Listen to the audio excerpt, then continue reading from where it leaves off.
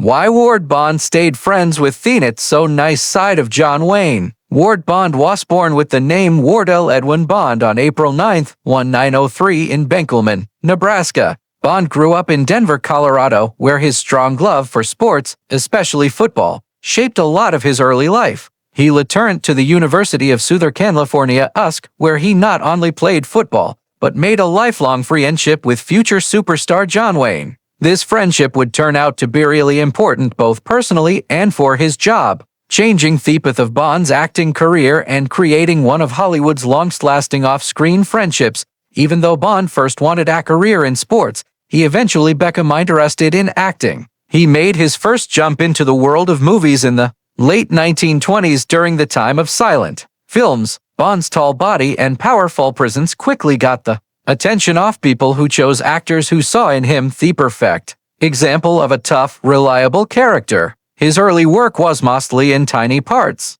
but it didn't take long before he began getting bigger roles, often playing soldiers, sailors, or lawmen, characters that matched his strong, athletic body. Bond's acting career started kind of by accident. After doing a screen test with Wayne and other teammates for the 1929 film Salute, directed by John Ford, Bond found himself pulled into the world of movies. Even though his first roles were small and often not credited, his big build and special voice quickly got him attention. He soon became one of the most dependable actors in the business, showing up in over 200 films during his reproductive career. He became a favorite of top directors, especially John Ford and Frank Capra, and worked in many types of movies, including westerns, war films, and film noir. His work history reads like a greatest hits list of American movies with credits in such famous films as The Maltese Falcon 1941, It's a Wonderful Life 1946, Sergeant York 1941, The Searchers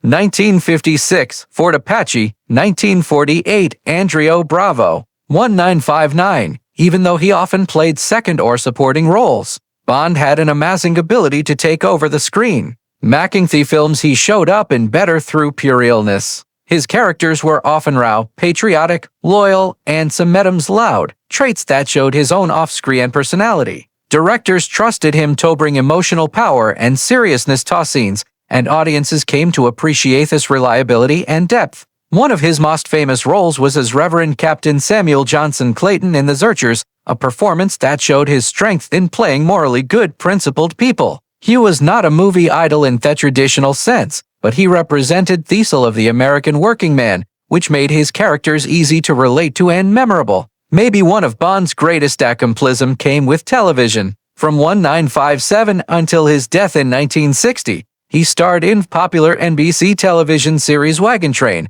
playing the role of Major Seth Adams. The series became a huge hit, and Bond's performance was a main reason for its success. He brought warmth, toughness, and humanity to the character, making his place even stronger in American pop culture. At a time when many film actors had trouble moving into television, Bond accepted it, becoming one of the medium's early stars. Ward Bond's personal life, though often overshadowed by his very productive career in film and television, include important marriages that show different periods of his life and career. In 1936, at the age of 33, Bond married Doris Sellers Child. This marriage came during a time when Bond was steadily rising in Hollywood, having already appeared in a number of films and building a reputation as a reliable character actor. Doris Sellers Child was a private person, most removed from the Hollywood spotlight, and not much is publicly known about her background or involvement in the entertainment industry. Their marriage lasted for 8 years, a period that saw Bond becoming more and more involved in major motion pictures, many of them directed by or connected with John Ford and other well-known figures in the industry. However, like many Hollywood marriages of the time, especially those involving actors with demanding careers and lots of travel, the relationship had problems. In 1944, Bond and Doris divorced. The reasons behind their breakup were never publicly explained, but it likely showed the challenges of keeping a marriage going amid the pressures of a growing film career and Bond's increasing commitments to the studios. 10 years later, in 1954, Bond found friendship again when he married Mary Louise Myers. This second marriage marked a more stable period in his life, both personally and professionally. By this time, Bond had not only become a familiar face in Hollywood, but was also moving into more important and regular television work, particularly with his iconic role as Major Seth Adams on the NBC series Wagon Train, which started in 1957. Mary Louise, much like his first wife, was not a public figure, and she kept a pretty low profile. Still, their marriage appeared to be a strong and lasting one. Unlike his first marriage, which happened during a time of personal and professional change, his marriage with Mary Louise happened at the same time as a period of career stability and public recognition. The couple stayed together until Bond's sudden death in November 1960, when he passed away at the age of 57 from a heart attack while staying at a hotel in Dallas, Texas. Mary Louise was at his side in the final years of his life,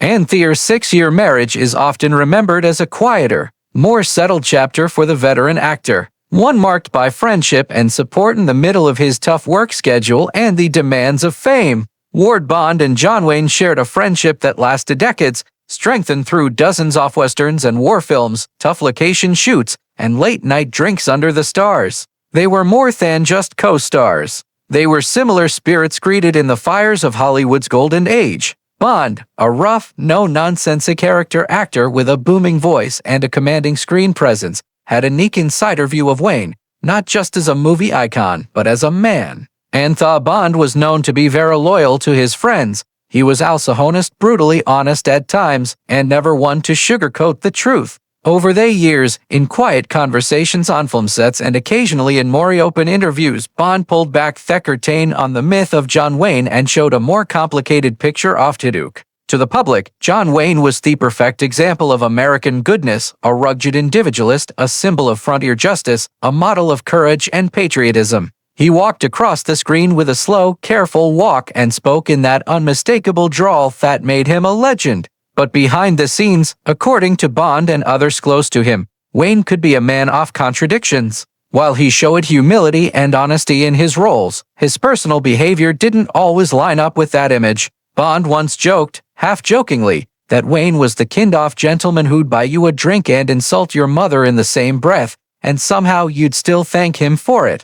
Bond's experiences with Wayne were filled with moments of friendship and conflict. There were times when Wayne would go out of his way to support his friends, helping them get roles, speaking up on their behalf to studio executives, or even covering Cimino's medical bills without a word of thanks expected. But then there were the darker times. Wayne's quick temper, his habit for pushing others around when things didn't go his way, and his occasional arrogance on set. Bond saw firsthand how Wayne could put down younger actors, fight with directors, and run over crew members who dared to question him. Headed and put up with fools gladly. Bond once said, "Trouble is sometimes he forgot what the fools were." Maybe the most telling stories Bond shared came during late-night drinking sessions with fellow actors where the stories flowed as freely as the bourbon. One night, Bond reportedly told a tale about a shoot in Monument Valley where Wayne lost his temper with a nervous young extra whom set up a line. Instead of encouragement, Wayne tore into the main in front of the whole cast and crew, making him almost cry.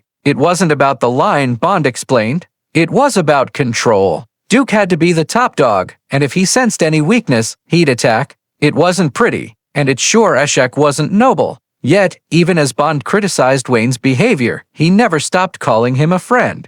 That perhaps is the greatest proof of the tangled legacy of John Wayne, a man would be loyal and kind, but also busy and difficult. Bond's mores force us to deal with the duality of the Duke, a silver screen hero who sometimes played the villain in real life. He was a gentleman, Bond said, but he was also the biggest jerk I ever loved. Why Ward Bond stayed friends with the ugly side of John Wayne. Ward Bond and John Wayne shared one of the most lasting and complex friendships in Hollywood history, one that survived not only the passage of time, but also the darker, more controversial parts of Wayne's personality. Their bond, pun but fitting, was created during the early days of their careers when both men were struggling to make themselves known in film industry. They appeared in dozens of films together, most notably in many of director John Ford's westerns, where their on-screen friendship often matched their off-screen connection. But beyond theater and shared screen time was a deep personal loyalty that refused to be broken.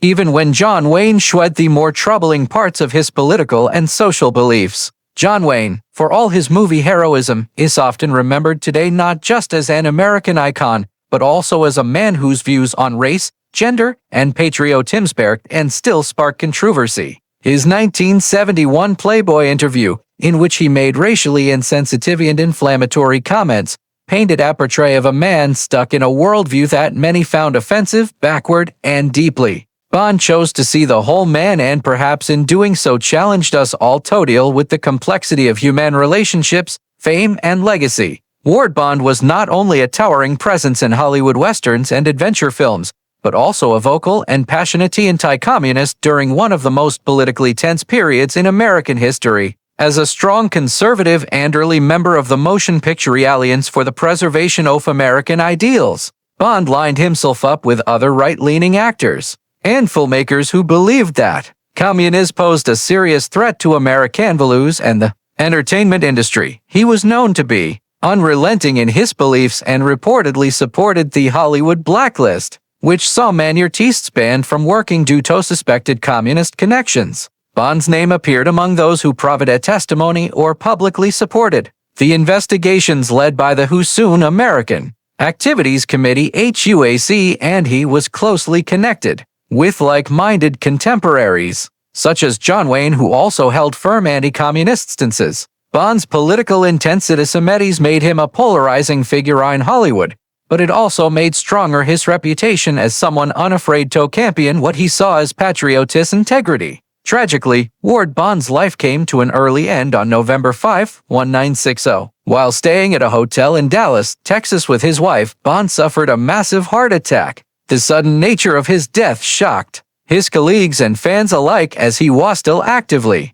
working on the hit and television series Wagon Train, in which played Major Seth Adams. He was rushed to a Dallas hospital but was pronounced dead shortly afterward at the age of 57. His passing marked a significant loss not only to the film and television world but also to the larger community of Western genre fans. Bond had become a beloved figure, known for his gruff charm, strong presence, and the realness he brought to his roles. His death left a big void in Wagon Train, which eventually had to change to continue without its main character. Among those most deeply affected by Bond's death was his longtime friend and fellow actor John Wayne. Their friendship had lasted decades, having first met while playing football at the University of Southern California. Their bond was created through a mix of shared screen time, mutual political beliefs, and off-screen friendship. Wayne gave the eulogy at Bond's funeral, a moving and heartfelt speech that spoke volumes about their lasting friendship.